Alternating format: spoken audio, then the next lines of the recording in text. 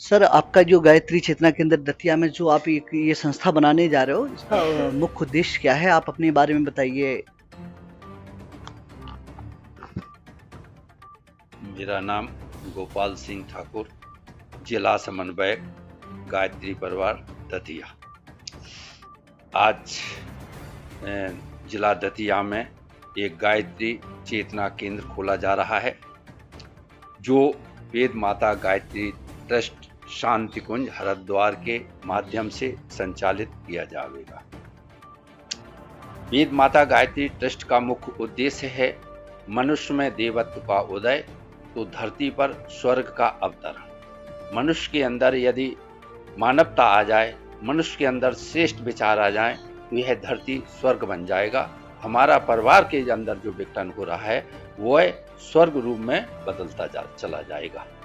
आचार्य श्री राम शर्मा जी ने गायत्री परिवार की स्थापना इस उद्देश्य से की थी कि मनुष्य में देवत्व का उदय तो धरती पर स्वर्ग का अवतरण। मनुष्य के अंदर यदि दया, ममता, करुणा, सेवा आने लगती है तो वातावरण परिवर्तित होने लगता है। मनुष्य के अंदर जब अपने गृहस्थों में सद्विचार आने लगते हैं तो संस्कारवान बच्चे पैदा होते हैं और वह समाज को श्रेष्ठ बनाने की ओर अग्रसर होती है। यहाँ पर गायत्री चेतना केंद्र दतिया में जो खोला जा रहा है उसका मुख्य उद्देश्य यही है जो हमारे आचार्य जी ने समाज को दिया है। वेद माता गायत्री चेतना केंद्र दतिया का भूमि पूजन परम आदरणीय डॉक्टर चिन्मय पंड्या जी, जो आज विश्व विख्यात अध्यात्म के व्यक्तित्व हैं, जिनके द्वारा इसका भूमि पूजन 7 नवंबर दिन गुरुवार को किया जाएगा। आपके मन में कैसे आया? आप कैसे इस संस्था से जुड़े हैं?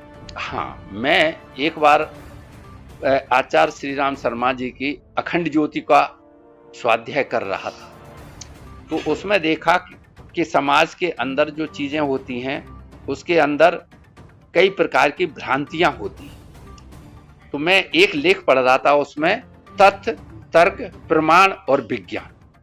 तथ्य हमारे अध्यात्म का ये तथ्य होता है, उस पर सामने वाला तर्क करता है, हम उसका प्रमाण देते हैं वेदों के माध्यम से अथवा अपने जो भी हमारे साहित्य है, श्रेष्ठ साहित्य है, उनके माध्यम से हम उसका उत्तर देते हैं। क्योंकि आज का जो युग है वो वैज्ञानिक युग, इसलिए कोई व्यक्ति उसको बिना विज्ञान के नहीं समझना चाहता है, ना ही अध्यात्म को मानना चाहता। तो गुरुदेव ने, आचार्य श्री राम शर्मा जी ने यह कहा है कि मैंने अपने जीवन में अध्यात्म को जिया है।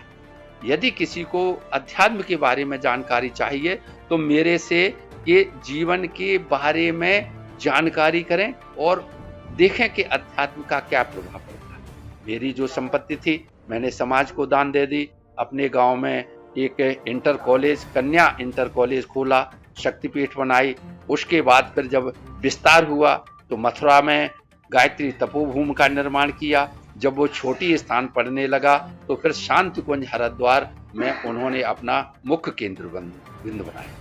आज समस्त विश्व में हमारी 30 शाखाएं देशों विदेशों में चल रही हैं और 47वां अश्वमेध यज्ञ गायत्री परिवार के माध्यम से अभी 21 फरवरी से बॉम्बे में किया गया था, जहां से पूरे महाराष्ट्र एवं पूरे भारतवर्ष में एक दिग्विजय क्रांति चलाई गई कि मनुष्य में के विचारों को हम कैसे बदल सकते हैं।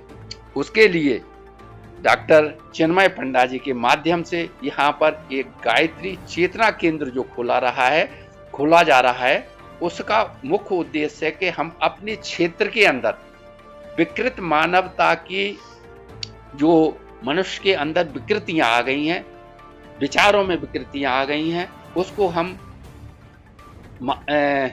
धर्म के माध्यम से, अध्यात्म के माध्यम से, स्वाध्याय के माध्यम से उन विकृतियों को हम दूर कर सकेंगे।